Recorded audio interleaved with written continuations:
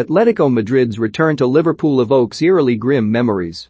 Madrid was at the center of the COVID-19 outbreak by 11 March 2020 and had closed its schools, suspended its regional parliament and all events with more than 1,000 people in response.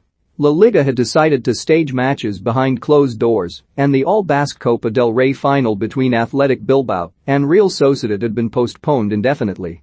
Yet 3,000 Atlético Madrid supporters were among a crowd of 52,267 inside Anfield that night, staying in Liverpool hotels, travelling on public transport and celebrating in Liverpool pubs after knocking the holders out of the Champions League. Local hospitals reported an additional 37 deaths shortly afterwards. Atletico returned to Anfield on Wednesday for the first time since that last 16-second leg tie, the final mass gathering in English football before Mikel Arteta's positive test, not government intervention, brought the sport to an abrupt halt lasting 3 months. In the moments before this week's Champions League group game begins, there is sure to be focus on a simple handshake between Jurgen Klopp and Diego Simeone. The sideshow will underline how swiftly we have slipped back into dramatizing the trivial. There was furor following Liverpool's 3-2 win at the Wanda Metropolitano 2 weeks ago when Simeone, as is his wont, sprinted straight down the tunnel on the final whistle and ignored Klopp's outstretched hand. They did not shake hands on 11 March 2020 either, and for more serious, sinister reasons than the Atletico manager's stated dislike of a forced post-match routine. A handshake with forceps, as he calls the brief union between a manager high on victory and another despairing in defeat. None of us knew what the influence of the pandemic would be on the football world or the world itself, recalls Pepijn Lijnders, Liverpool's assistant manager. But I remember us having discussions around that time about whether it was right for Madrid fans to come.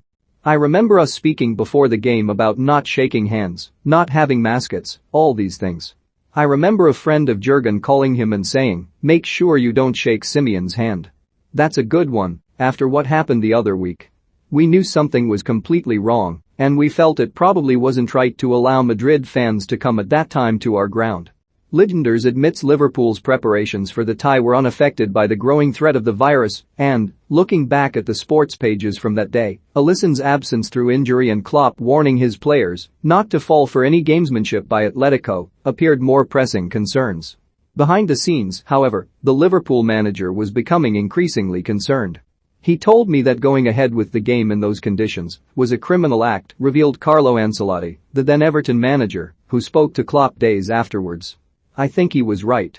The German's unease was evident when he walked out of the Anfield tunnel before kick-off and rebuked fans for leaning over and reaching out for a high five.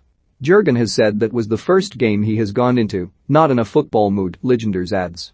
I was just convinced we would go through, just as I was convinced we were going through before Barca the 4-0 semi-final second leg win the year before. It was really strange. I am probably too obsessed with football, too obsessed with our club and too obsessed with the result. I was really worried about what was going on in Italy and couldn't see how that would not come to us, but that's why you are a professional as well. When your mindset has to go, you go. Around training we really tried to prepare the team as best as we could, and our preparation was excellent. The assistant manager's work on the Atletico game did not end with the 3-2 defeat. He sent players clips of their individual performances to analyze during lockdown. If you don't win there is feedback, even then, Lijnders says with a smile. It was not easy for a few players to deal with, but if you want to achieve things you have to look in the mirror and be really honest.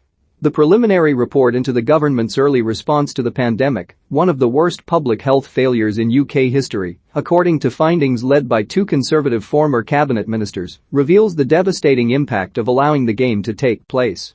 It reads, events that may have spread the virus proceeded, such as the football match between Liverpool FC and Atletico Madrid on 11 March, the day the coronavirus was categorized as a pandemic by the WHO World Health Organization, with a reported crowd of over 50,000, and the Cheltenham Festival of Racing between 10 and 13 March, attracting more than 250,000 people.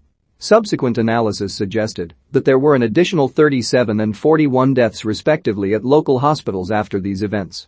However, it is not clear whether those deaths were as a result of attendance at the events themselves or associated activities such as travel or congregation in pubs. The family of Richard Mawson have no doubt the 70-year-old died as a consequence of attending the Atletico game and are among those calling for an independent inquiry into the decision to stage it. Mawson, a lifelong Liverpool fan who attended the gym twice a week, fell ill with coronavirus a fortnight after the game and died after a short time on a ventilator. His son, Jamie, told the Liverpool Echo he had been walking the same route to his seat at Anfield for 50 years, through Stanley Park and past the away fans at Anfield Road. We know he had walked through the Atlético fans who were gathered outside the ground on his way to his seat. It all fits. He got ill almost exactly 2 weeks after that game and had hardly been anywhere else. Mawson's wife, Mary, added, "It was 3 a.m. when I called the ambulance. I was stuck looking out of the window as my husband of 50 years was taken away. He was like a lamb to the slaughter. He never came back. The only time I saw him again was to say goodbye over a video. It was awful. We could only have 10 people at his funeral." Peter Middleman, a season ticket holder for 36 years, was also among the Anfield crowd. As North West Regional Secretary of the National Education Union, he helped introduce social distancing measures, extra hygiene and plans for home working for a 35-strong team in Bolton a week before the national lockdown was announced by the Prime Minister, Boris Johnson, on 23 March. 12 days earlier against Atletico, however, uncertainty reigned in the absence of government leadership. "We all knew something was coming," Middleman recalls. "But it was hard to manage your own fears against a business-as-usual approach elsewhere." The Prime Minister was boasting at that time about shaking people's hands in hospital and saying we should continue to do so. "I wasn't surprised the game went ahead, and I'd be lying if I said I had doubts about going, but I was sitting in the main stand, and the fella who sits next to me travels over from Germany, and we knew there were 3,000 Madrid supporters in the city who were largely coming into contact with staff in hotels, restaurants and pubs, and who didn't have a choice." In the days afterwards, I questioned how wise it was to allow the game to go ahead when the authorities clearly knew how bad the situation was in Madrid. If they'd have banned away supporters from that game, it would have seemed a rational measure. If we knew then what we know now, I'm sure the game would not have gone ahead, but, at the same time, there was a recklessness about the herd immunity approach that the government were taking. And UEFA would have been looking to protect the bottom line of their product. People have undoubtedly paid with their lives for it.